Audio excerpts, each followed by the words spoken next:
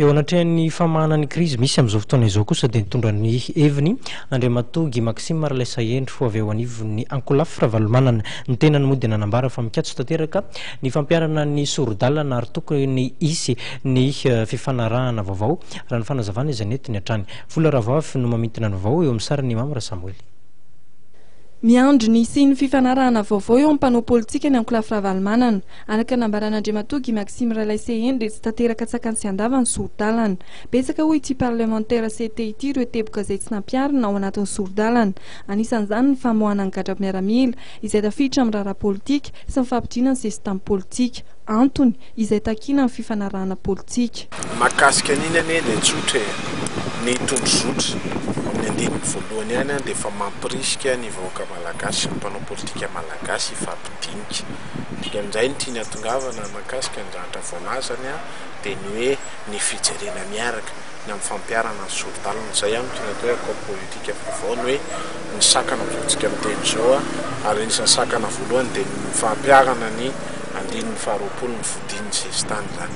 Izay ny sakana voalohany indrindra. Dika amin'izay zany ahoana ny ahafahana mamahana io miaraka, izay ny accord politika vaovao satria fantaritsika ny hoe raha toka misalasala ny gouvernemanta hiantoka ny aina Andriamatoa Filomarika Ravalomanana misy vahaolana afo zany zadeka afaka manatanteraka zany azo antsona ny communauté internationale manao an'izany raha zany mieritrretina fa sakana sy olana.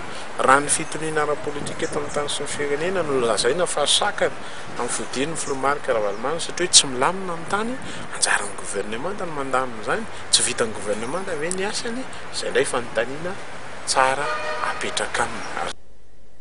Mikasika ny feo izay niely androany fa eto Madagasikara ny filoha teo Filomarika Ravalomanana dia manana ny ambarany ben'ny tanàna Karobato no sady parlementaire Guy Maxime Ralaissaendry.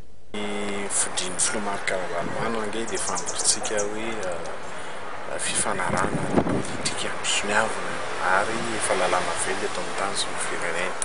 Dika amin'izay zany ny antony tsy nampody azy hatramin'izao fantaritsika fa ny sakana dia avy amin'ny Andriamatoa Rajoelina sy ny manodidina azy. Nisy ny 21 janvier mahakasika ny notam izay natao tamin'ny Filomarika Ravalomanana fantaritsika izany tantara misy teto amin'ny tany sy ny firenena. Dika zany ny fodiny dia tsy sanatrika hoe hoarina toy ny mpangalatra ka hiditra eto Madagasikara mangingina. Fa ofisialy zany ary efa fantaritsika misy ny vondrony sadeka no manana zany dia tsy maintsy ofisialy zany ary fataboko fatam-pirenena melohan'ny fotoana. Izy moa no milaza ny fotoana fa tsy mitombina amin'ny fanambarana hoe eto an-toerana ny Filomarika Ravalomanana. Izay zany. Ny zoma teo dia nisy ny fihaonan'ny parlementaire CT avy amin'ny Ankolafy Ravalomanana. Araka ny tatra izay nataon'Andriamatoa Guy Maxime Ralaissaendry dia mifantoka tamin'ny fandiniana fitantanan-draharam-panjakana ary indrindra mikasika ny volavolan-dalàna momba ny teti-bola-panjakana 13 ny dinika izay notanterahan'ny parlementaire ny Ankolafy Ravalomanana farany teo. Andriamatoa Guy Maxime Ralaissaendry izay nitondra fanakianana mafy momba io volavolan-dalàna io. Ny Ankolafy Ravalomanana izay nilaza fa hijery akaiky hanokatra ady-hevitra ary tsy anaiky fotsiny voalaza ao anatin'ny volavolan-dalàna momba ny teti-bola-panjakana 13 io.